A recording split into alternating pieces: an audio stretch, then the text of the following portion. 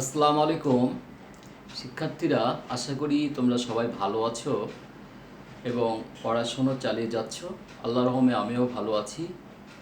আজকে আমরা পদার্থবিজ্ঞান দ্বিতীয় পত্রের তৃতীয় চ্যাপ্টার অর্থাৎ চলতড়িৎ থেকে আলোচনা শুরু করব। আশা করি তোমরা ক্লাসটা মনোযোগ দিয়ে দেখবে। তোমরা এখন খাতা এবং কলম নিয়ে রেডি হয়ে যাও এবং আমার সাথে সাথে মেন টপিকগুলো লিখে ফেলো। পরবর্তীতে যে কোনো রাইটারের বই থেকে সেগুলো তোমরা পড়ে নেবে।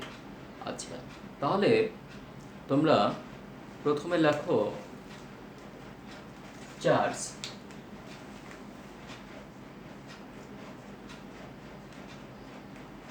চার্জ বা আধান।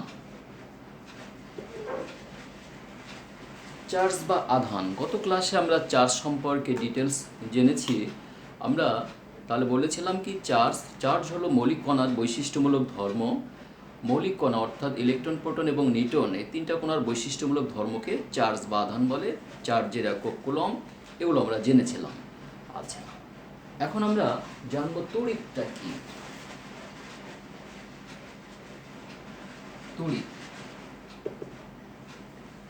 তড়িৎ হলো চার্জ বা আধানের বৈশিষ্ট্যমূলক ধর্ম। চার্জ বা আধানের বৈশিষ্ট্যমূলক ধর্মকে বলা হচ্ছে কি তড়িৎ। তড়িৎ আবার দুই প্রকার, একটা হলো স্থির তড়িৎ আর একটা চলতড়িৎ। আমরা 2 নম্বর চ্যাপ্টারে স্থির তড়িৎ সম্পর্কে অনেক কিছু জেনেছি। আমরা তাহলে তড়িতের প্রকারভেদ দুই প্রকার, একটা হলো স্থির তড়িৎ আর একটা হলো চলতড়িৎ। স্থির তড়িৎ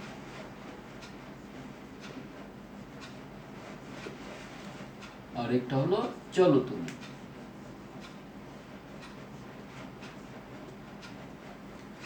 স্থির তড়িৎ এবং চলতড়িৎ, কোনো মাধ্যমে যদি চার্জ উৎপন্ন হয়ে সে মাধ্যমে সীমাবদ্ধ থাকে তাহলে সেটাকে বলা হচ্ছে কি স্থির তড়িৎ। যেমন আমরা গত ক্লাসে গত চ্যাপ্টারে দেখেছি যে রেশমি কাপড় দিয়ে কালদণ্ডে ঘর্ষণ করলে এখানে চার্জ তৈরি হয়, সৃষ্টি হয়। এই চার্জটা যেখানে উৎপন্ন হয় সেখানে স্থির থাকে, এটা হলো স্থির তড়িৎ। আচ্ছা, চলতড়িৎ কি, কোনো স্থানে যদি তড়িৎ উৎপন্ন করে সেটা কি হয়, পরিবাহী তারের মাধ্যমে এক স্থান থেকে আরেক স্থানে নিয়ে যাওয়া যায়, সেটাকে বলা হচ্ছে কি চলতড়িৎ। যেমন আমরা রাজশাহী শহরে যে বিদ্যুৎটা ব্যবহার করছি সেটা ভেড়ামারা কুষ্টিয়া থেকে ডিজেল পুড়িয়ে উৎপন্ন হচ্ছে এবং তারের মাধ্যমে, পরিবাহী তারের মাধ্যমে আমাদের এখানে সেই বিদ্যুৎ শক্তিটা আমরা পাচ্ছি। এটা হলো চলতড়িৎ। এখন চলতড়িৎ আবার দুই প্রকার,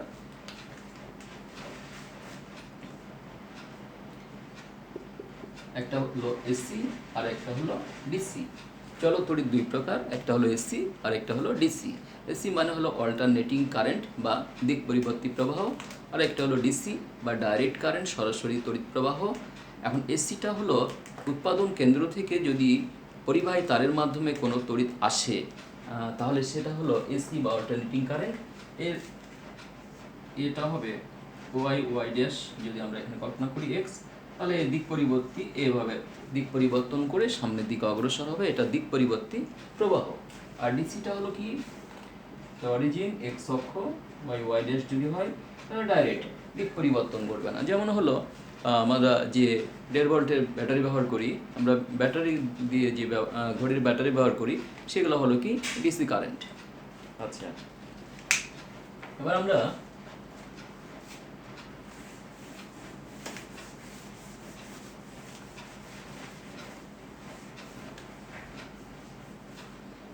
জানবো তড়িৎ প্রবাহ।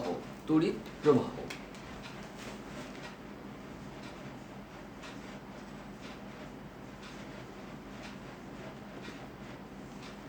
তড়িৎ প্রবাহটা কি? তড়িৎ প্রবাহ হলো আসলে চার্জের প্রবাহ। তাহলে কোনো পরিবাহীর এক প্রান্ত থেকে আরেক প্রান্তে একক সময় যে চার্জটা পরিবাহিত হয় সেটাকে আসলে তড়িৎ প্রবাহ বলে। তাহলে তোমরা একটা চিত্র আঁকো আমার সাথে সাথে। আমরা কল্পনা করলাম যে এটা একটা পরিবাহী দণ্ড এবি। এই সময়ে এ প্রান্ত থেকে বি প্রান্তের দিকে কি পরিমাণ চার্জ পরিবাহিত হচ্ছে। তাহলে আমরা দেখতে পাচ্ছি যে টি সময়ে চার্জ পরিবাহিত হচ্ছে কিউ পরিমাণ, একক সময়ে চার্জ পরিবাহিত হচ্ছে কিউ ভাগ টি। এটা কি বলা হচ্ছে তড়িৎ প্রবাহ আই। আই সমান কিউ ভাগ টি। তাহলে কোনো পরিবাহের ভেতর দিয়ে একক সময়ে যে পরিমাণ চার্জ পরিবাহিত হয় সেটাকে বলা হচ্ছে আসলে তড়িৎ প্রবাহ। তড়িৎ প্রবাহের একক হলো অ্যাম্পিয়ার। একক তড়িৎ প্রবাহের একক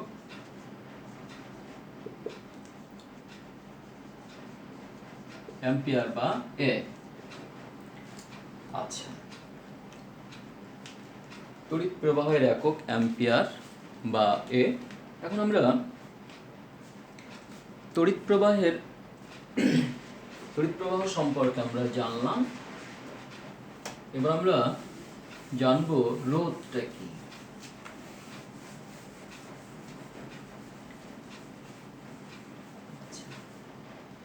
আচ্ছা, রোধ জানার আগে আমরা তড়িৎ প্রবাহের দিক সম্পর্কে একটু আমরা জানবো। তড়িৎ প্রবাহের দিক, তাহলে তোমরা লিখে ফেলো তড়িৎ প্রবাহের দিক। তড়িৎ প্রবাহের দিক। আমরা একটা পরিবাহী আমরা একটা কল্পনা করলাম যে এই যে একটি পরিবাহী, এইটা হলো নিম্ন বিভব প্রান্ত, নিম্ন বিভব প্রান্ত, আর এইটা হলো উচ্চ বিভব প্রান্ত, উচ্চ বিভব প্রান্ত। আমরা জানি কোন পরিবাহীর নিম্ন বিভব প্রান্ত থেকে উচ্চ বিভব প্রান্তের দিকে কি ইলেকট্রন পরিবাহিত হয়। তাহলে এদিকে যাচ্ছে কি ইলেকট্রন, ইলেকট্রন প্রবাহ,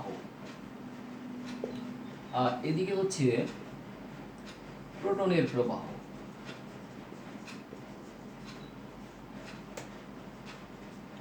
প্রোটনের প্রবাহ।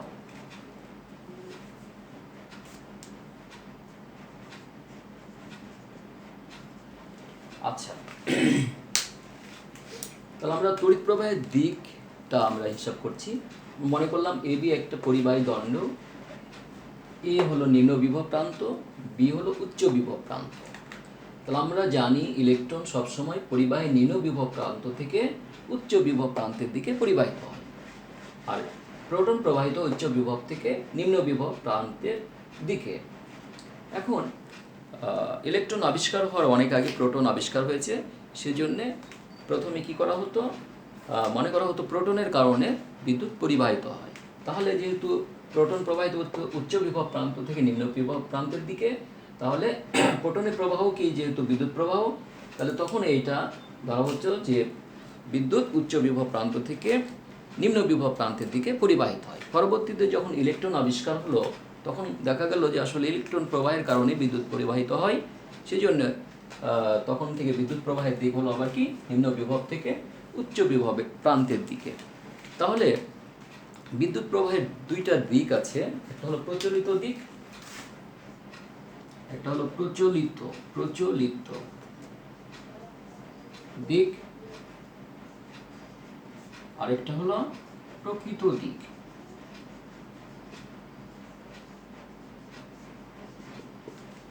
তাহলে বিদ্যুৎ প্রবাহের দুইটা দিক, একটা প্রচলিত দিক আর একটা হলো প্রকৃত দিক। তাহলে প্রকৃতপক্ষে বিদ্যুৎ পরিবাহিত হয় কোন দিক থেকে, কোনো পরিবাহী নিম্ন বিভব প্রান্ত থেকে উচ্চ বিভব প্রান্তের দিকে বিদ্যুৎ পরিবাহিত হয়, এটা হলো প্রকৃত দিক। আর প্রচলিত, যেটা প্রচলিত হয়ে আসছে, সেটা হলো উচ্চ বিভব থেকে নিম্ন বিভব প্রান্তের দিকে। আশা করি তোমরা বুঝতে পারছো। এবার আমরা রোধ সম্পর্কে জানব। রোধ,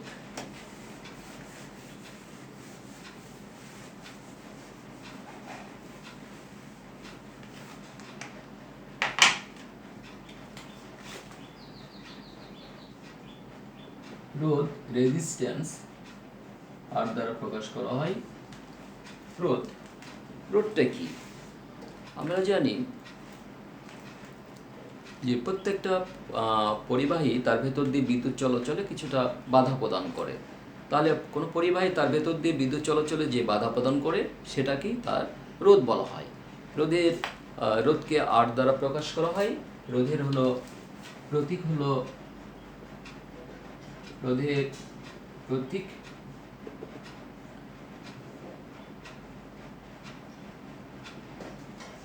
রোধের প্রতীক, অথবা এটা হতে পারে এটা হলো স্থির মানের রোধ। যে রোধের মান পরিবর্তন হয় না সেটা হলো স্থির রোধ, আর যেটা রোধের মান পরিবর্তন করা যায় সেটা হলো পরিবর্তনশীল রোধ বা রিওস্টেট। তাহলে রোধ হলো পরিবাহীর একটা বাধা, যে বাধার যে ধর্মের কারণে পরিবাহী তার ভেতর দিয়ে বিদ্যুৎ চলাচলে বাধা প্রদান করে, আসলে সেটাই হলো তার রোধ। রোধের একক হলো ওম। ওম বা ছোট হাতের ওমেগা দ্বারা রোধকে প্রকাশ করা হয়। আচ্ছা, এখন আমরা রোধের উপরে রোধের কিছু সূত্র আছে, সেগুলো আমাদের একটু জানা দরকার, সেগুলো জানবো। তোমরা লিখো রোধের সূত্র।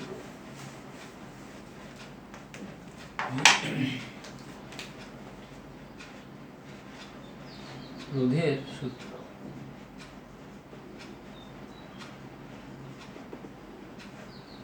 রোধের দুইটা সূত্র আছে। যদি আমরা মনে করি যে এটা একটা পরিবাহী দণ্ড, এবি একটি পরিবাহী দণ্ড, এর দৈর্ঘ্য হলো এল। আমরা এখানে সিডি কল্পনা করছি, সিডি একটা পরিবাহী দণ্ড, দৈর্ঘ্য এল, প্রস্থচ্ছেদের ক্ষেত্রফল হলো এ। আচ্ছা, তাহলে রোধের প্রথম সূত্র অনুযায়ী আমরা জানি আর সমানুপাতিক এল। যখন এ স্থির, তার মানে আমরা এখান থেকে বলতে পারছি যে নির্দিষ্ট প্রস্থচ্ছেদের কোন একটা পরিবাহী বা তারের রোধ তার দৈর্ঘ্যের সমানুপাতিক। পরিবাহীর দৈর্ঘ্য যত বেশি তার রোধ তত বেশি, আর দৈর্ঘ্য যত কম তার রোধ তত কম। আচ্ছা, দ্বিতীয় সূত্র হলো আর সমানুপাতিক 1/a। যখন এলটা স্থির, তাহলে এখান থেকে আমরা বলতে পারছি যে কোনো পরিবাহীর দৈর্ঘ্য যদি স্থির থাকে, অর্থাৎ নির্দিষ্ট দৈর্ঘ্যের কোনো পরিবাহীর রোধ তার প্রস্থচ্ছেদের ব্যস্তানুপাতিক, অর্থাৎ প্রস্থচ্ছেদের পরিমাণটা যত বেশি রোধ তত কম, প্রস্থচ্ছেদের পরিমাণ যত কম রোধ তত বেশি। অর্থাৎ চিকন তারের রোধ হলো বেশি, মোটা তারের রোধ হলো কম। এই এখন এখান থেকে আমরা আপেক্ষিক রোধের সংজ্ঞা দিতে পারি। তোমরা লিখো আপেক্ষিক রোধ। আপেক্ষিক রোধ। আপেক্ষিক রোধটা কি? তাহলে আমাদের রোধের যে দুইটা সূত্র আমরা পেলাম, সেই দুইটা সূত্রের সকল রাশিকে যদি পরিবর্তনশীল ধরি, তাহলে আমরা দুইটা সমীকরণকে একসাথে লিখতে পারি আর সমানুপাতিক এল ইন্টু 1/a বা আর সমান সমান রো ইন্টু L/a। এইখানে আমার রো হলো একটি সমানুপাতিক ধ্রুবক, যেটাকে বলা হচ্ছে আপেক্ষিক রোধ, যেটাকে বলা হচ্ছে আপেক্ষিক রোধ। তাহলে এখান থেকে আমরা আপেক্ষিক রোধের সংজ্ঞা দিতে পারি। কোনো পরিবাহীর দৈর্ঘ্য যদি 1 মিটার হয় এবং প্রস্থচ্ছেদের ক্ষেত্রফল যদি 1 বর্গমিটার হয়, তাহলে আমরা এই সমীকরণ থেকে যেটা পাবো সেটা হলো আর সমান রো। তাহলে আমরা বলতে পারি যে একক দৈর্ঘ্য এবং একক প্রস্থচ্ছেদের ক্ষেত্রফল বিশিষ্ট কোনো পরিবাহী তার ভেতর দিয়ে বিদ্যুৎ চলাচলে যে পরিমাণ বাধা প্রদান করে সেটাকে বলা হচ্ছে তার কি? আপেক্ষিক রোধ। একক দৈর্ঘ্য এবং একক প্রস্থচ্ছেদের ক্ষেত্রফলের কোনো পরিবাহী তার ভেতর দিয়ে বিদ্যুৎ চলাচলে যে বাধা প্রদান করে সেটাকে বলা হচ্ছে তার আপেক্ষিক রোধ। আপেক্ষিক রোধের একক আছে, তোমরা লিখো একক। একক হলো ওম মিটার বা ওম সেন্টিমিটার। আপেক্ষিক রোধের একক ওম মিটার বা ওম সেন্টিমিটার।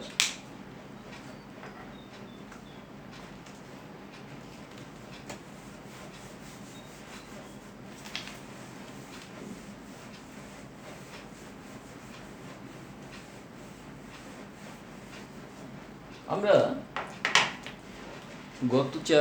গত ক্লাসে অর্থাৎ স্থির তড়িৎ চ্যাপ্টারে আমরা দেখেছিলাম ধারকের সমবায়। আমাদের চলতড়িতে আছে রোধের সমবায়। তাহলে রোধের সমবায় আমরা সংক্ষেপে একটু জেনে নিই। তোমরা লিখো রোধের সমবায়।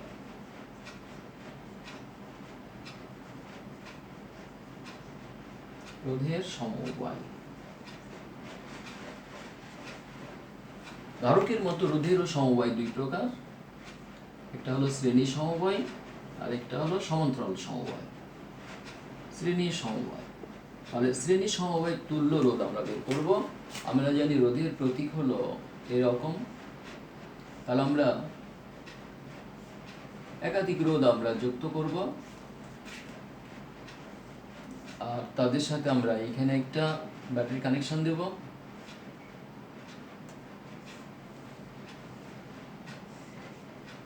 পজিটিভ নেগেটিভ, এটা R1 রোধ, এটা R2 রোধ, এটা R3 রোধ। আচ্ছা, তাহলে এখানে ব্যাটারি থেকে আমাদের বিদ্যুৎ প্রবাহ মাত্রা আমরা ধরলাম I, তাহলে একই বিদ্যুৎ প্রবাহ মাত্রা সবগুলো রোধের মধ্য দিয়ে পরিবাহিত হচ্ছে, কিন্তু এর বিভব আলাদা, এর বিভব আলাদা, এর বিভব আলাদা। এরকম যদি কোনো কানেকশন থাকে তাহলে সেটা শ্রেণী সমবায় রোধের শ্রেণী সমবায়। এই ক্ষেত্রে তুল্য রোধের রাশিটা হবে RS সমান সমান R1 plus R2 plus R3 plus dot dot, যতগুলো রোধ থাকবে শ্রেণী সমবায়ে সবার ক্ষেত্রে হবে তুল্য রোধ হবে কি, রোধগুলো প্রত্যেকটি রোধের যোগফলের সমান, এতটুকু জানলেই হবে। এবার তোমরা লিখো সমান্তরাল সমবায়। সমান্তরাল সমবায়,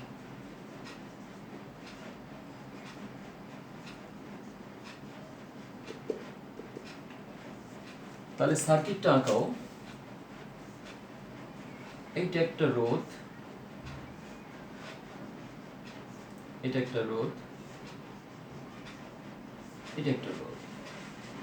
সকল রোধের প্রথম প্রান্তকে এক বিন্দুতে আর অপর প্রান্তকে আমরা যদি আরেক বিন্দুতে যুক্ত করি, মনে করলাম এটা R1, এটা R2, এটা R3, তাহলে এখানে আমরা কি করব, এখানে ব্যাটারি কানেকশন দেব।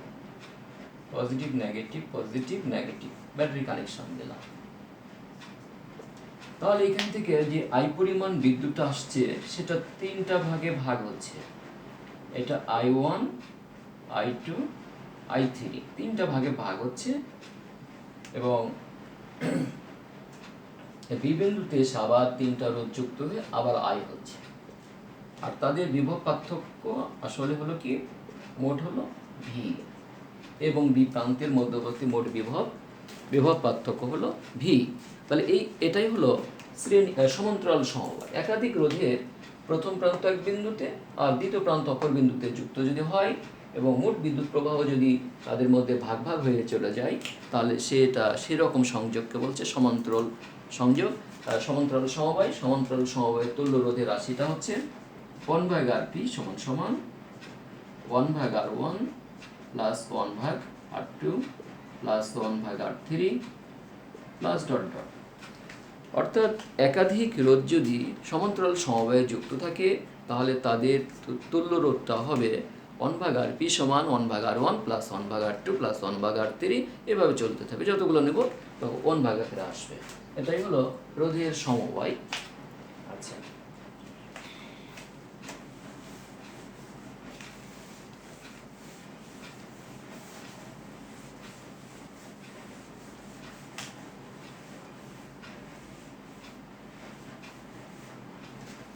এবার আমরা জানব তাপ উৎপাদনের ক্ষেত্রে জুলের সূত্র।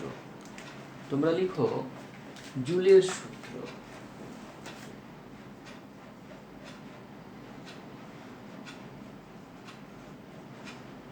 জুলের সূত্র আমরা জানি যে কোনো পরিবাহীর ভেতর দিয়ে বিদ্যুৎ চালনা করলে সেখানে তাপ উৎপন্ন হয়। এখন যে কোনো ইলেকট্রনিক যন্ত্রপাতি কিসের তৈরি হয়, অর্ধপরিবাহী দ্বারা তৈরি হয়, পরিবাহী পদার্থ দ্বারা তৈরি হয় না। কেন? কারণ পরিবাহী পদার্থের একটা ধর্ম হলো বিদ্যুৎ যত চালনা করব সেখানে তাপ উৎপাদন হবে, আর তাপ যত উৎপাদন হবে পরিবাহী রোধ তত বৃদ্ধি পাবে, আর রোধ যত বৃদ্ধি পাবে আমরা জানি বিদ্যুৎ প্রবাহ মাত্রা তত হ্রাস পাবে।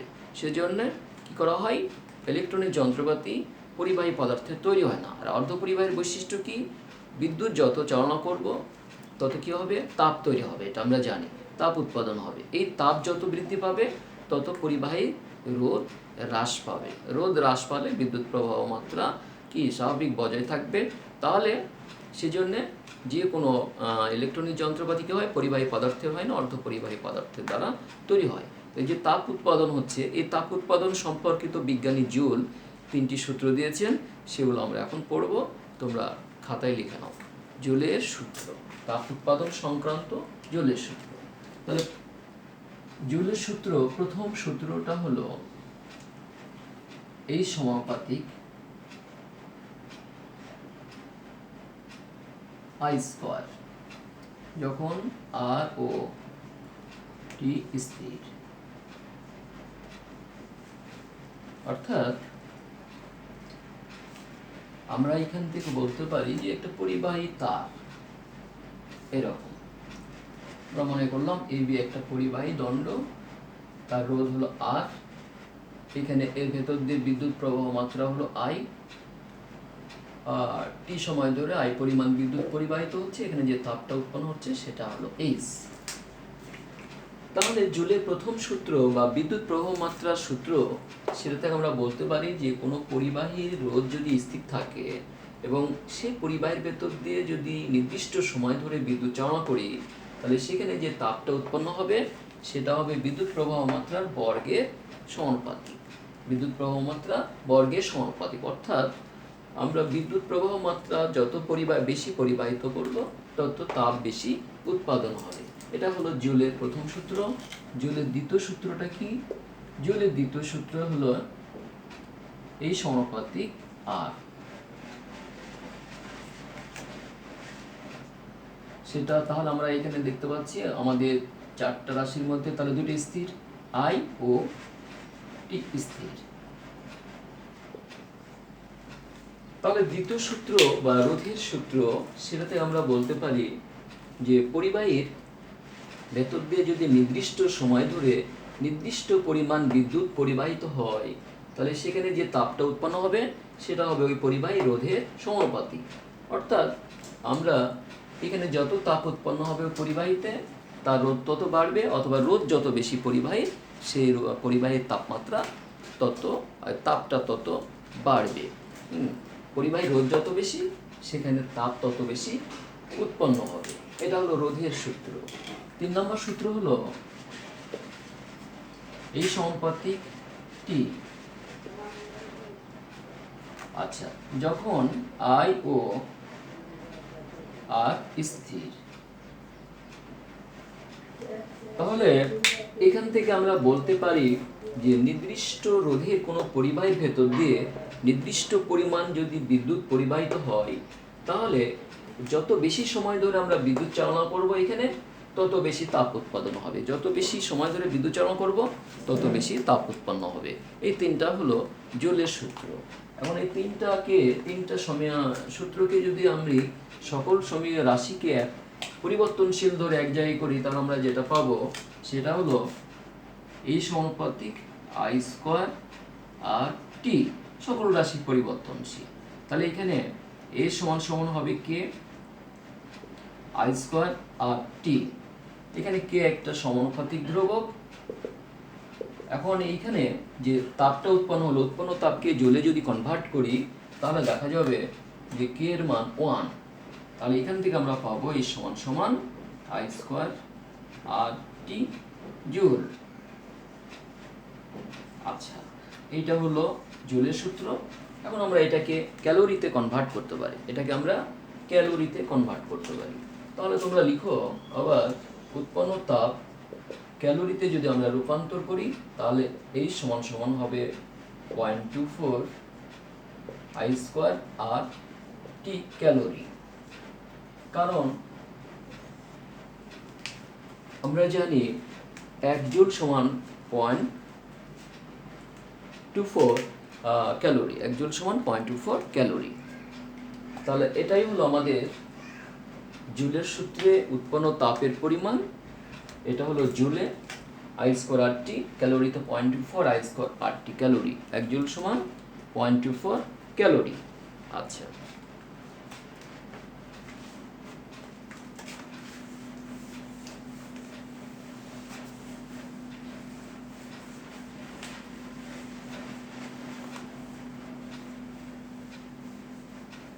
এবার আমরা জানবো ওমের সূত্র। ওমের সূত্র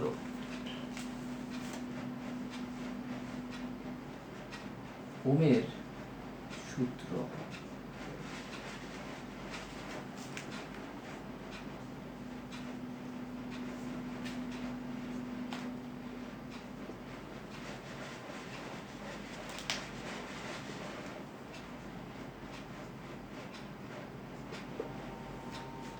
আচ্ছা,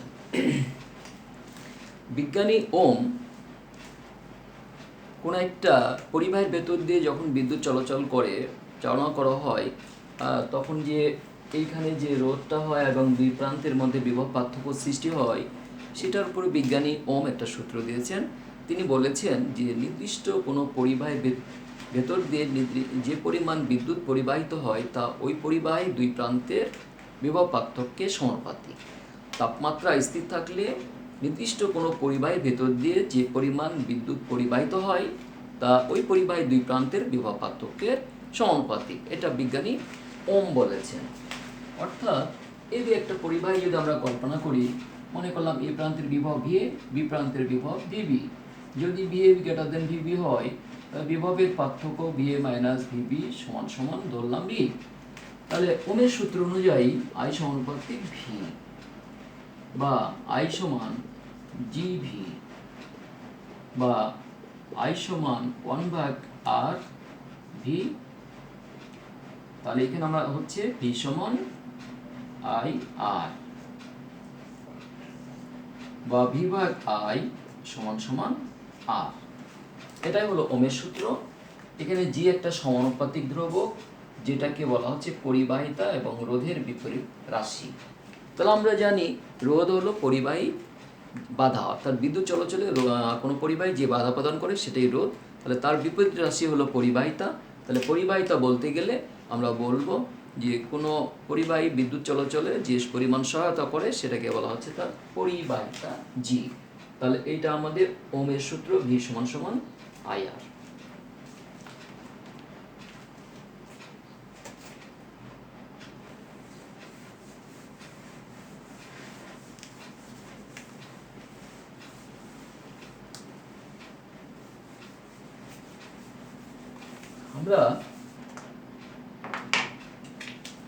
আমরা এখন একটা গাণিতিক সমস্যার সমাধান করব।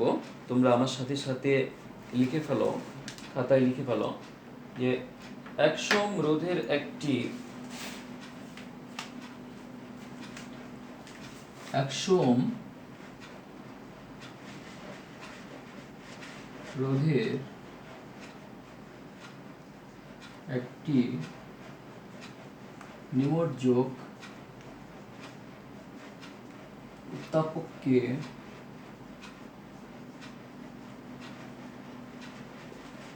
100 ওহম রোধের একটি নিমজ্জক উত্তাপককে 2.5 কেজি পানিতে ডুবিয়ে 2.5 কেজি পানিতে ডুবিয়ে 2.5 কেজি পানিতে ডুবিয়ে 5 অ্যাম্পিয়ার প্রবাহ চালনা করা হলো। ডুবিয়ে 5 অ্যাম্পিয়ার তড়িৎ প্রবাহ চালনা করা হলো। তড়িৎ প্রবাহ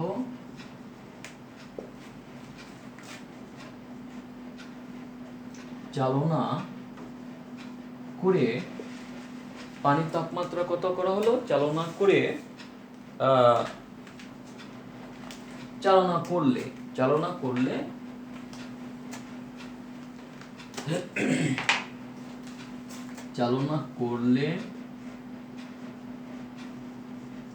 কত সময় পর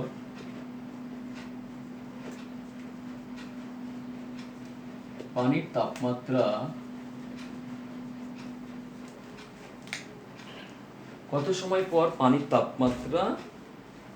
24 ডিগ্রি সেলসিয়াস বৃদ্ধি পাবে। এরকম যদি অঙ্ক থাকে 24 ডিগ্রি সেলসিয়াস বৃদ্ধি পাবে।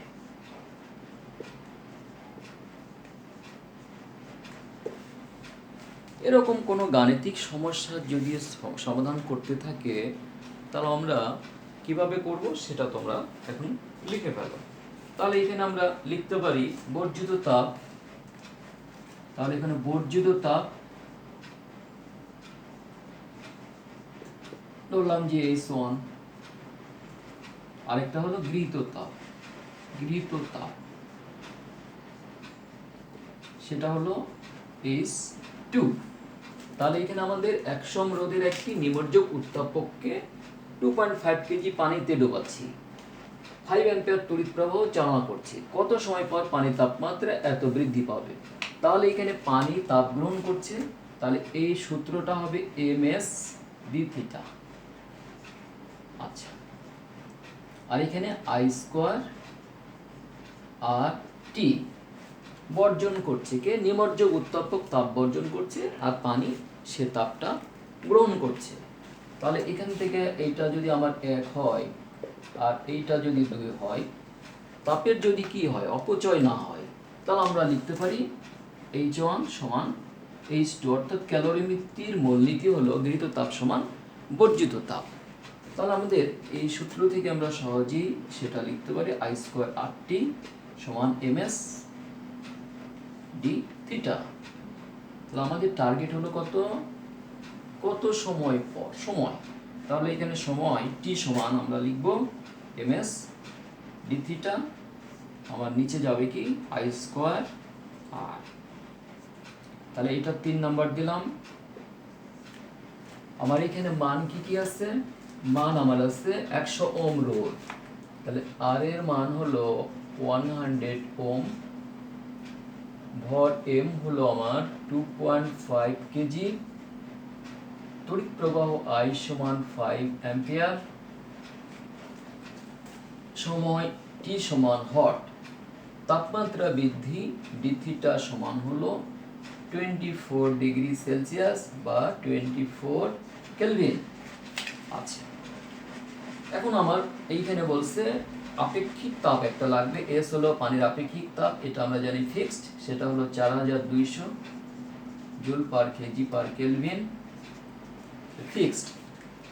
এখন আমাদের যে মানগুলো দেওয়া আছে উদ্দীপকে, সেই মানগুলো যদি আমি বসাই এখানে 3 নম্বর সমীকরণে, তাহলে আমাদের কত সময় পর পানির তাপমাত্রা 24 ডিগ্রি সেলসিয়াস বৃদ্ধি পাবে সেটা আমরা সহজেই বের করতে পারবো।